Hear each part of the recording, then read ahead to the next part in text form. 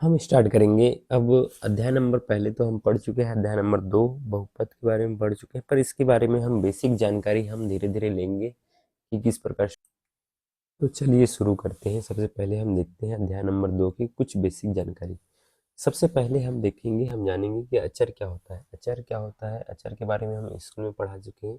अचर जो होता है अ,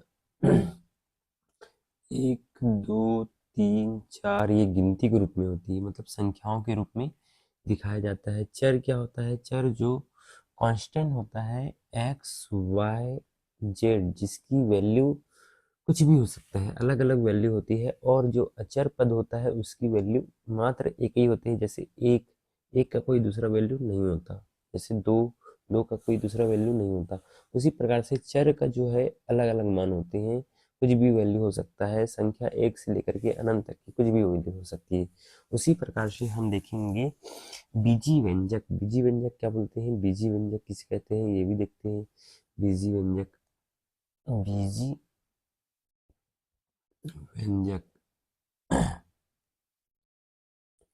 बीजी व्यंजक किसको कहते हैं, गणितीय सॉरी अचर और चर के संयोजन को बीजी व्यंजक कहते हैं। क्या बोलेंगे, अचर जो रहता है, अचर और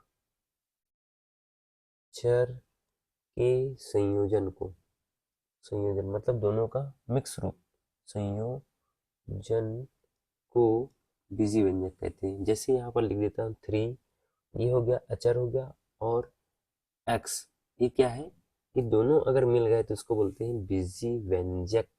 क्या बोलेंगे, बीजी व्यंजक। जैसे यहाँ पर लिख देता हूँ 3y प्लस 4, ये इस प्रकार से ये भी क्या कहलाएंगे, बीजी व्यंजक। अब आगे चलते हैं बीजी व्यंजक।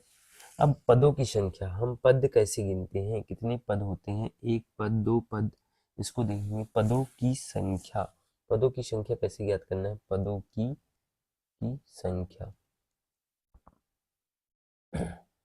पदों की संख्या। जैसे यहाँ 3x, 3x केवल लिखा हुआ है, इसमें ये गुणा के साथ है। 3 किसके साथ गुणा हुआ है, x के साथ गुणा हुआ है, तो इसमें कितने पद हैं, एक पद है। उसी प्रकार से मैं लिख देता हूँ 4x के ऊपर 3 की पावर माइनस 3y माइनस 7। अब यहाँ पर कितने पद हैं, तो हमको देखना है। यहाँ पर 4x के ऊपर 3 की पावर के साथ गुणा में है, मतलब कितने पद, एक पद हो गए। प्लस माइनस जहाँ पर आया, तो जहाँ पर प्लस माइनस आ गया, मतलब ये प्लस माइनस यहाँ पर दिखाई दे रहा है आपको, तो यहाँ पर दूसरा पद स्टार्ट हो जाता है। ये दूसरा पद है, पहला पद ये हो गया, ये दूसरा हो गया, और ये तीसरा हो गया। 3 पद, कितने पद हैं इस बहुपद में, 3 पद है, 3 पद। उसी प्रकार से x के ऊपर 2 की घात प्लस 5x प्लस 3, यहाँ कितने पद हैं, यहाँ पर भी देखो, पहला पद, दूसरा पद, तीसरा पद, 3 पद। इसी प्रकार से आगे हम देखेंगे गुणांक, बहुपद के गुणांक। बहुपद के गुणांक किसको बोलते हैं, गुणांक। जैसे यहाँ पर लिख दिया मैंने, एक बहुपद लिख देता हूँ, 4x के ऊपर 4 की घात प्लस 7y के ऊपर 3 की घात प्लस 9x के ऊपर 2 की घात प्लस 3x प्लस 2। अब आपको पूछ लिया जाए गुणांक किसको बोलते हैं, गुणांक मतलब गुणा। गुणांक का मतलब क्या होता है, तो आपको अगर पूछ लिया जाए x के ऊपर 2 के घात का गुणांक क्या है, x के ऊपर 2 की घात का गुणांक क्या है, तो आप क्या बताओगे। यहाँ पर x के ऊपर 2 की घात कहाँ दिखाई दे रहा है, ये दिखाई दे रहा है, यहाँ पर आपको दिखाई दे रहा होगा, ये जो दिखाई दे रहा है। अब क्या करेंगे, इस x के ऊपर 2 की घात यहाँ पर दिखाई दे रहा है, ये क्या होगा, 9 क्या होगा, गुणांक होगा। उसी प्रकार से x के ऊपर 4 के घात का गुणांक क्या होगा, क्या हो जाएगा, x के ऊपर 4 की घात कहाँ दिखाई दे रहा है, ये दिखाई दे रहा है, तो इसका गुणांक कितना हो जाएगा, 4 ही होगा। उसी प्रकार से y के ऊपर 3 की घात का गुणांक कितना है, तो आप बताओगे। यहाँ पर y के ऊपर 3 की घात कहाँ दिखाई दे रहा है, ये यहाँ दिखाई दे रहा है, तो कितना होगा, 7 हो जाएगा। एक और एग्जांपल लेते हैं, इसी प्रकार से देखते हैं गुणांक किस प्रकार से प्रदर्शित हो। जैसे यहाँ पर x के ऊपर 3 की घात माइनस x के ऊपर 2 की घात प्लस 7x प्लस में 9। तो आपको पूछ लिया जाए यहाँ पर x के ऊपर 3 की घात का गुणांक कितना होगा, का गुणांक गुणांक तो क्या होगा, यहाँ पर x के ऊपर 3 की घात का गुणांक कितना होगा, +1, यहाँ पर 1 आ जाएगा। उसी प्रकार से x के ऊपर 2 की घात का गुणांक कितना होगा आप बता सकते हो। यहाँ पर देखो माइनस का निशान है, तो माइनस का निशान पहले लेंगे और इस x के साथ कुछ भी संख्या दिखाई ना दे तो हम क्या मानते हैं, 1, यहाँ पर 1 हो जाएगा। उसी प्रकार से x का गुणांक कितना होगा, x का गुणांक होगा, यहाँ पर x यहाँ पर दिखाई दे रहा है तो x का गुणांक क्या हो जाएगा, 7। और ये x के ऊपर 0 की घात वाले का गुणांक क्या हो जाएगा, x के ऊपर 0 की घात का गुणांक कितना हो जाएगा, 9। तो इसी प्रकार से हम गुणांकों को भी समझे हैं। अब घात को समझेंगे, घात कितना होता है, घात के बारे में, बहुपद की घात के बारे में समझेंगे। सबसे पहले यहाँ पर ले लेते हैं घात। यहाँ देखते हैं कि बहुपद का घात क्या होता है। यहाँ पर देखते हैं, सबसे पहले मैं ले लेता हूँ 2x के ऊपर 3 की घात प्लस 6x के ऊपर 5 की घात प्लस 7x के ऊपर 2 की घात माइनस 3x प्लस में 2। इसका अधिकतम घात, जो बहुपद का घात पूछेगा तो क्या होना चाहिए, अधिकतम घात। सबसे ज्यादा घात यहाँ पर कहाँ दिखाई दे रही है, x के ऊपर 5 की घात है, तो इसका घात क्या होगा, इस बहुपद का घात क्या होगा, इस बहुपद का घात क्या होगा, 5। उत्तर में आपको लिखना है 5, ऑप्शन में अगर 5 होगा तो क्या होगा, 5 हो जाएगा। अब मान लो यहाँ पर लिखा है 5x के ऊपर 7 प्लस 5x प्लस अब यहाँ पर लिख दिया 0x के ऊपर 8 की घात प्लस 9x के ऊपर 2 की घात प्लस x माइनस 2। इस प्रकार से इस बहुपद का घात क्या होगा बताओ, तो इस बहुपद का घात क्या होगा ये बताना है। 8 नहीं होगा, 8 क्यों नहीं होगा, अधिकतम घात तो 8 दिखाई दे रहा है, पर ये जो है ये 0 के साथ गुणा हुआ है। अगर हम 0 के साथ x को गुणा करेंगे तो ये पूरा 0 हो जाएगा, ये संख्या जो होंगी, ये पद जो होगा वो पूरा 0 हो जाएगा। तो हम किस पद को लेंगे, ये पहले पद को लेंगे, इसमें घात कितनी है, 7 है, तो इस घात को लिखेंगे 7। उसी प्रकार से घात आपको समझ में आया होगा, आशा करते हैं। अगला स्टेप देखते हैं। एक घात वाले को रैखिक बोलते हैं, याद रखना है, एक घात वाले को रैखिक बोलते हैं, द्विघात वाले को द्विघाती बोलते हैं, तीन घात वाले को त्रिघाती बोलते हैं, त्रिघाती घाती कहते हैं। जैसे 2x प्लस 1, इसमें एक घात दिखाई दे रहा है। उसी प्रकार से 3x के ऊपर 2 की घात प्लस 3x प्लस 3, तो ये क्या है, अधिकतम कितने की घात है, 2 की घात है, उसको बोलते हैं द्विघाती। इन घात किसको बोलेंगे, y के ऊपर 3 की घात माइनस 4x प्लस 7, यहाँ पर अधिकतम 3 की घात दिखाई दे रही है, इसलिए इसको क्या बोलेंगे, त्रिघाती बोलते हैं। उसी प्रकार से 3 घात वाला हो गया। हम पढ़ेंगे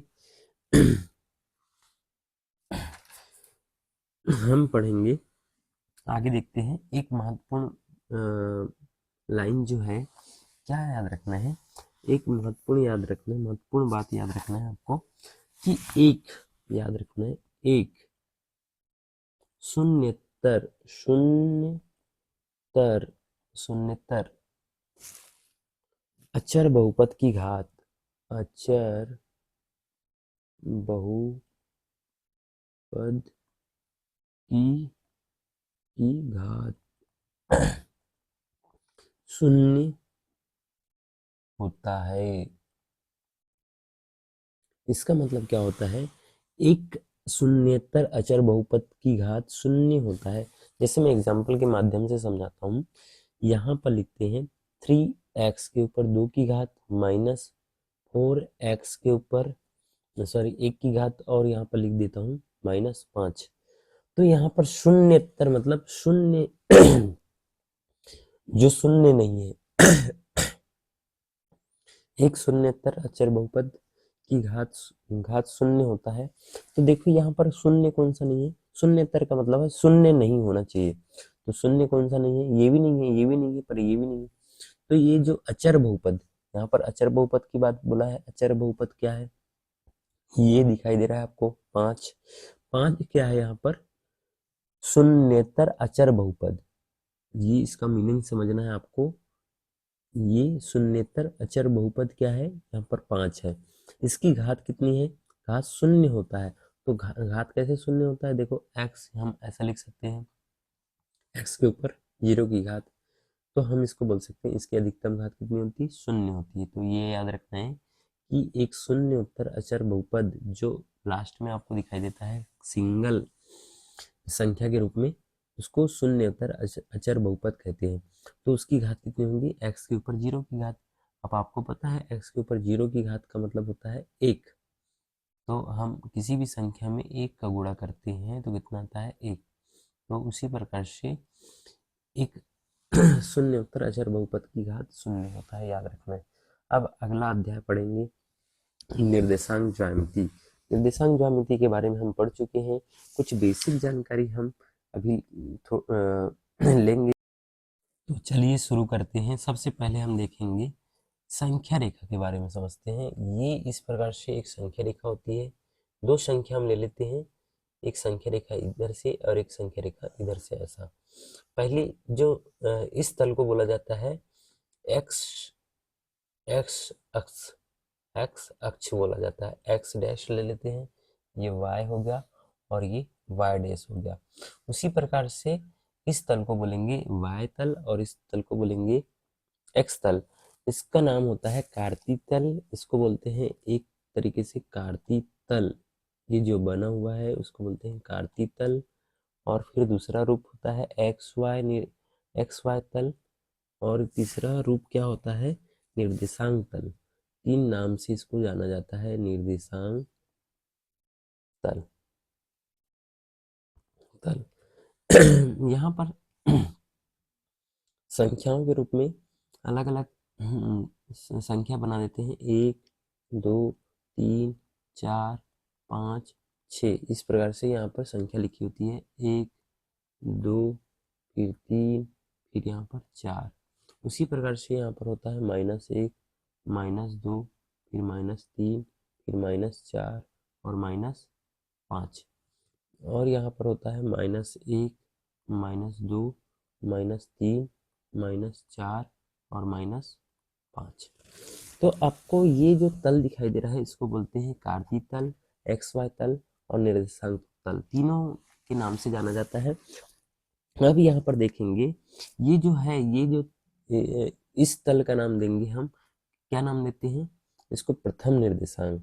इसको पहले बोलते हैं प्रथम निर्देशांक, इसको द्वितीय निर्देशांक, और इसको बोलते हैं तृतीय निर्देशांक, और इसको चतुर्थ निर्देशांक बोलते हैं, मतलब चतुर्थांश बोलते हैं।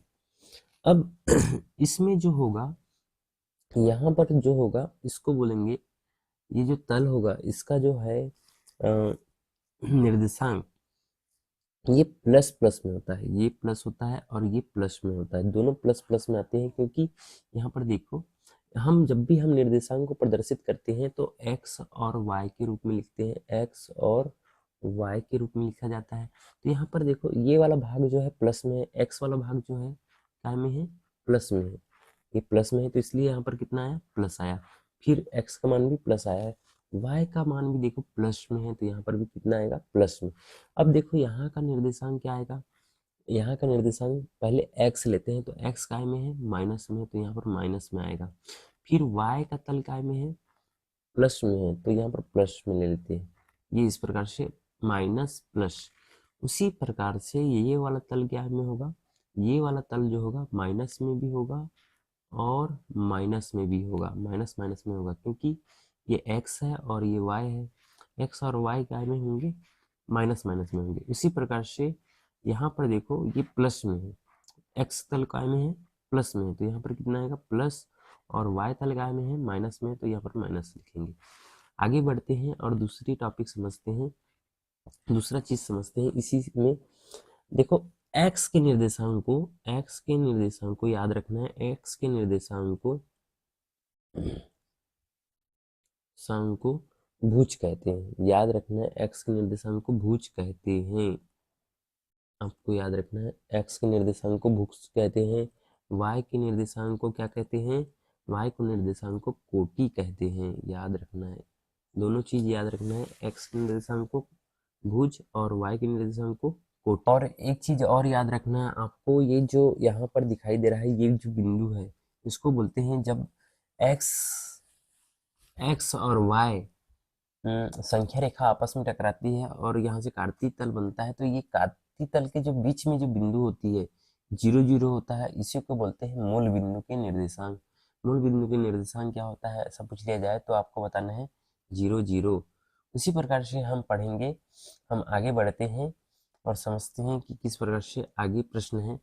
देखो निम्नलिखित में से कौन सा बिंदु y अक्ष पर स्थित होगा, y अक्ष पर कौन सा बिंदु स्थित होगा, जहां पर y का मान दिखाई दे उसी को y अक्ष बोलते हैं। जैसे ये y अक्ष पर, y अक्ष पर देखो ये यहाँ पर सभी y अक्ष में स्थित हुए, पर हमको देखना है यहाँ पर, देखना है सबसे पहले मैं बात से स्टार्ट करता हूँ, ये x अक्ष पर स्थित होगा और ये y अक्ष पर स्थित होगा, बहुत अच्छा, और ये x अक्ष पर स्थित होगा और ये 0 जो है ये शून्य, मतलब ये इसका जो निर्देशांक है कहाँ पर स्थित होगा, ये सिर्फ केवल केवल x में स्थित होगा, y का मान तो दिया नहीं है, y का मान तो 0 है, इसलिए कहाँ पर स्थित होगा x अक्ष पे, और ये x और y दोनों में होगा।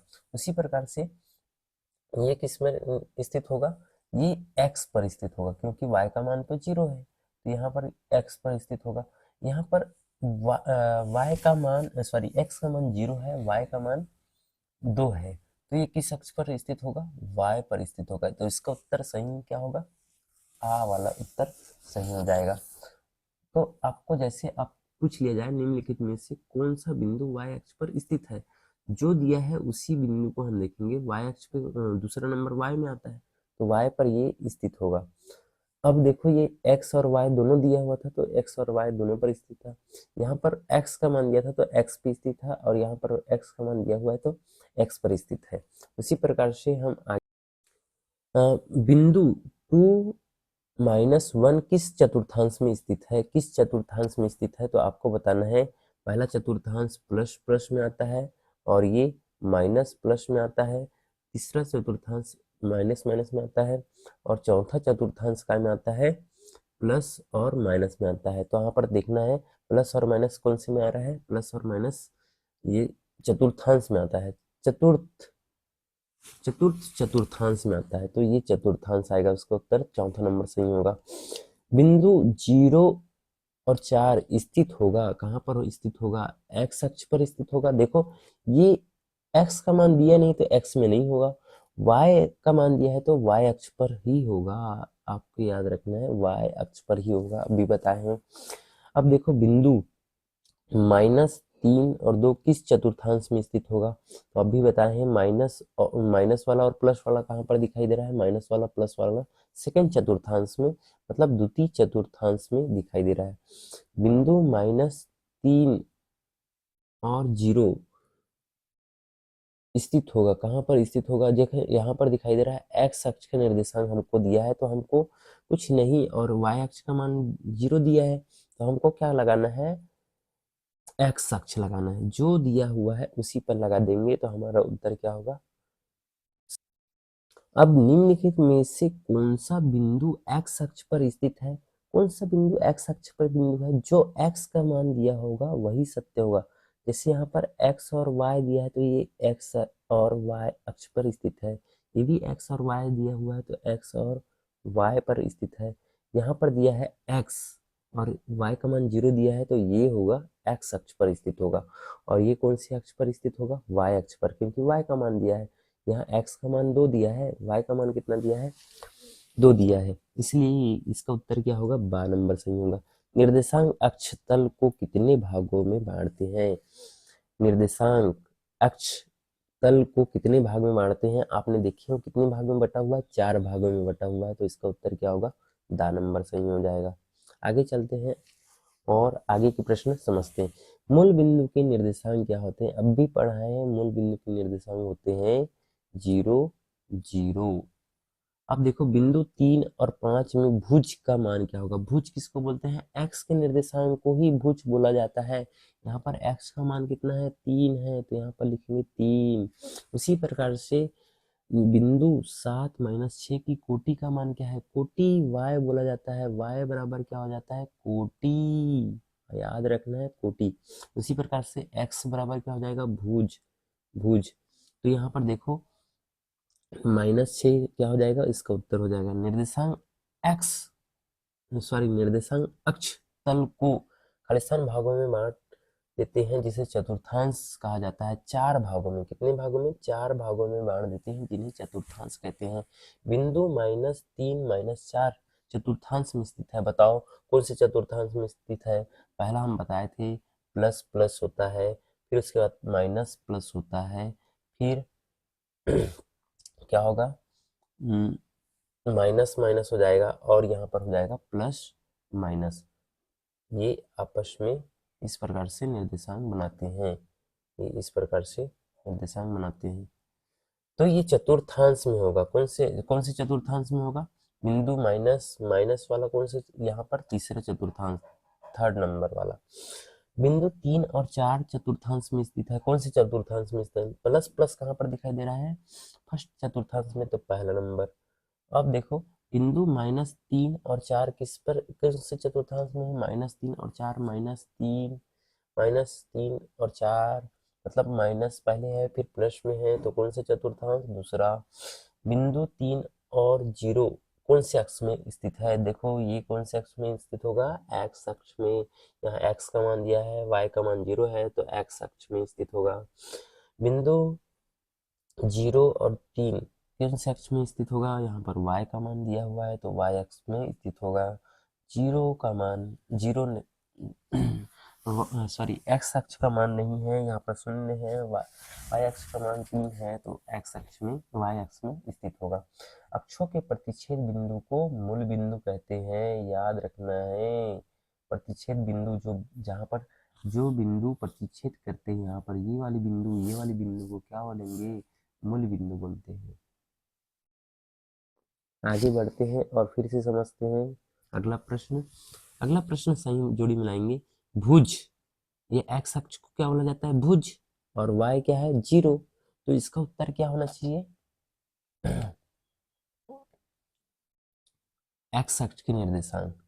यहाँ पर क्या होना चाहिए? एक्स अक्ष। ये भुज दिया हुआ है हमको, एक्स अक्ष के निर्देशांक हो जाएगा। बिंदु 2 और 1 स्थित होगा। ये प्लस प्लस वाली स्थित कहाँ पर होंगे? प्रथम निर्देशांक में। अभी पढ़ा है, प्रथम निर्देशांक में स्थित होगा यहाँ पर। अब मूल बिंदु के निर्देशांक क्या होते हैं? 0 0। आपको पता है मूल बिंदु के निर्देशांक 0 0 होते हैं। बिंदु 3 और 5 की कोटि क्या होगी? कोटि किसको बोलते हैं? पहले भुज, एक्स अक्ष के निर्देशांक को भुज बोला जाता है। कोटि किसको बोला जाता है? y अक्ष के निर्देशांक को कोटि बोला जाता है। तो यहाँ पर कोटि क्या होंगी? 5 5 जो होंगी इसकी कोटि होंगी। बिंदु -2 और 4 कहाँ पर स्थित होंगी? द्वितीय चतुर्थांश में स्थित होंगी। इसका उत्तर क्या होगा? द्वितीय चतुर्थांश होगा। आगे बढ़ते हैं और समझते हैं फिर से प्रश्न। अगला प्रश्न क्या है? सत्य असत्य।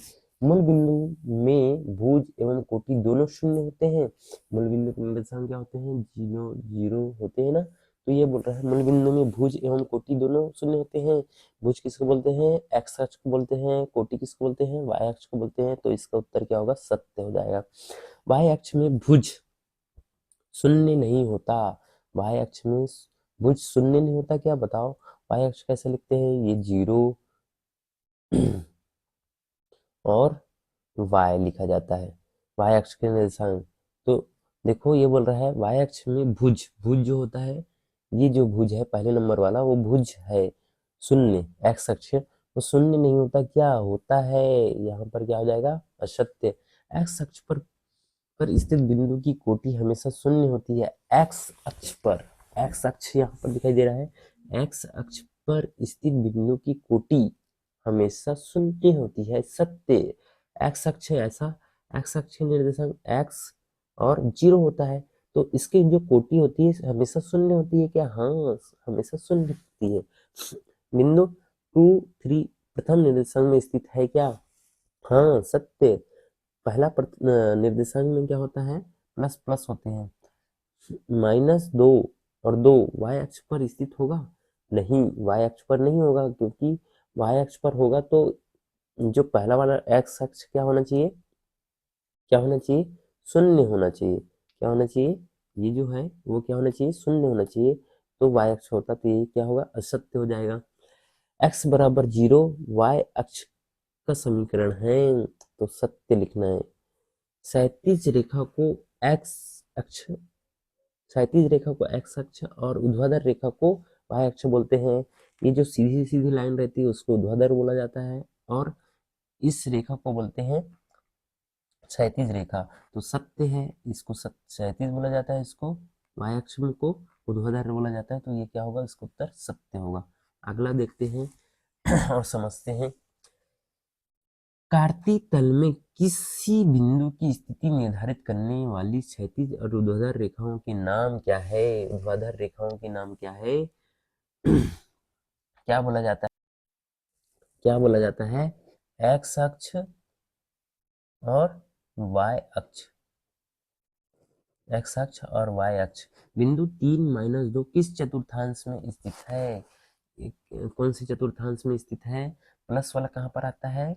पहले तो सामने प्लस वाला फर्स्ट नंबर में आता है और लास्ट नंबर में प्लस आता है। मतलब चतुर्थांश, मतलब कौन से चतुर्थांश में होगा? चौथे चतुर्थांश में होगा। बिंदु 4 और 5 एक्स अक्ष से कितनी दूरी की इकाई पर है? एक्स अक्ष के कितनी दूरी पर स्थित है? तो इसको देखेंगे। तो एक्स अक्ष से कितनी दूरी पर है? एक्स अक्ष ये है, तो 5 की दूरी पर है। कितनी दूरी पर है? 5। 5 की दूरी पर होगा ना। एक्स अक्ष से, एक्स अक्ष ये है और एक्स अक्ष से कितनी दूरी पर है? तो 5। इसका उत्तर कहाँ पर होगा? 5। बिंदु 2 और 0 कहाँ स्थित होगा? कहाँ पर स्थित होगा बताओ? कौन से अक्ष पर स्थित होगा? ये स्थित होगा एक्स अक्ष पर स्थित होगा। एक्स अक्ष पर स्थित होगा। एक्स अक्ष पर स्थित होगा। बिंदु 0 और -3 कहाँ पर स्थित होगा? ये देखो y का मान दिया है, तो y कहाँ पर? y अक्ष पर स्थित होगा। आपको याद रखना है, जैसे जैसे मान दिया है वही वही मान बताना है। y अक्ष पर। y बराबर 0 किस अक्ष पर स्थित होगा? y अक्ष। देखो y बराबर 0 दे दिया है, मतलब हम क्या बोल सकते हैं? x ले सकते हैं, और y बराबर 0 दिया है तो हम बोल सकते हैं x अक्ष पर स्थित होगा। कौन से अक्ष पर स्थित होगा? x अक्ष पर। इसी प्रकार से अगला प्रश्न हम देखेंगे। अगला प्रश्न क्या आता है? इसकी उत्तर है, बाकी सभी प्रश्नों के यहाँ पर अच्छे से उत्तर यहाँ पर दे दिया गया है, इसको देख सकते हैं। और आगे देखते हैं। अगला अध्याय, अध्याय नंबर 4, दो चरों वाले रैखिक समीकरण। दो चरों वाले रैखिक समीकरण। तो चलिए शुरू करते हैं अध्याय नंबर 4, दो चरों वाले रैखिक समीकरण। हम देखेंगे विस्तार से, इसका जानकारी भी लेंगे। सबसे पहले हम इसके बारे में समझ लेते हैं। दो चरों वाले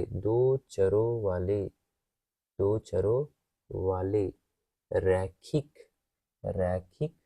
समीकरण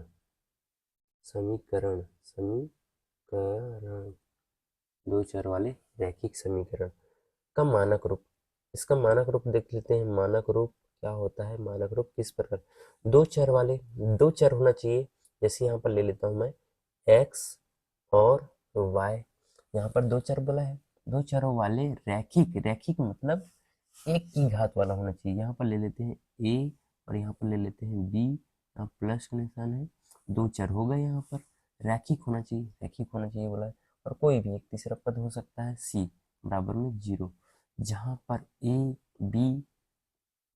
a और b बराबर 0 नहीं ले सकते, याद रखना है। a b बराबर 0 नहीं ले सकते, याद रखना है। ये जो है, ये दो चर वाले समीकरण का स्टैंडर्ड फॉर्म होता है, मतलब मानक रूप होता है।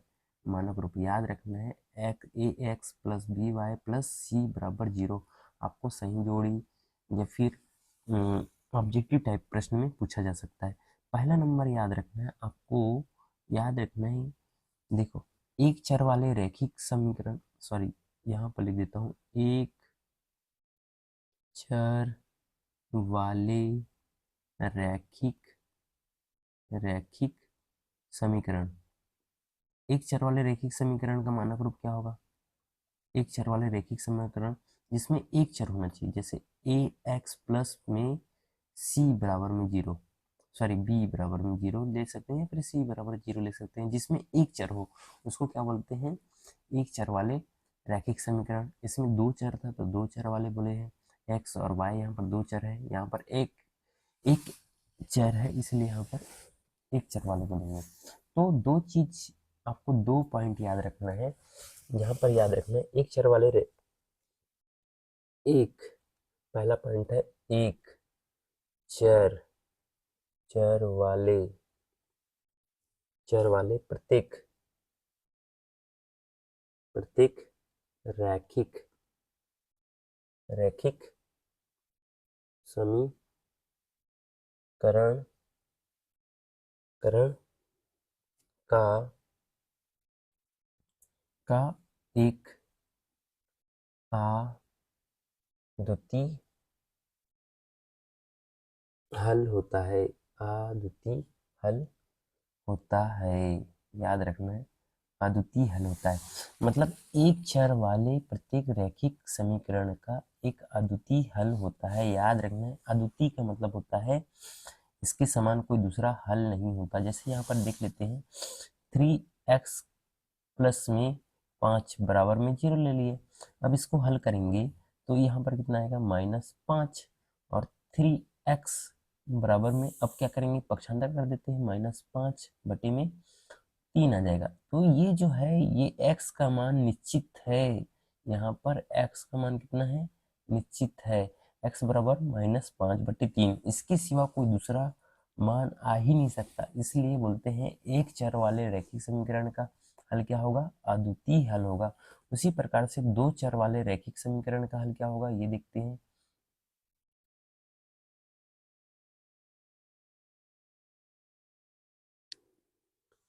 दो चर वाले रैखिक समीकरण का मान क्या होगा, यहाँ पर देख लेते हैं। दो चर वाले रैखिक समीकरण का मान किस प्रकार से होगा?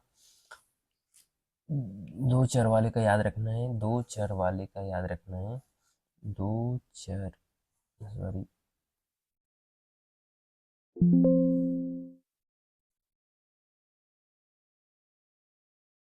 दो चरों वाले रैखिक रैखिक समीकरण का हल हल क्या होता है? अनेक हल होता है, याद रखना है। दो चर वाले जो होते हैं अनेक हल वाले होते हैं, बहुत सारे हल प्राप्त होते हैं, अनेक हल प्राप्त होता है। और एक चर वाले में कितना था? एक चर वाले में कितना था? एक चर वाले में एक चर वाले में एक चर वाले रैखिक समीकरण में क्या था? अद्वितीय हल, अद्वितीय, एक चर वाले में अद्वितीय और दो चर वाले में अनेक हल प्राप्त होते हैं, ये याद रखना है आपको। अनेक हल प्राप्त होते हैं, अद्वितीय हल प्राप्त कहाँ होते हैं? एक चर वाले में।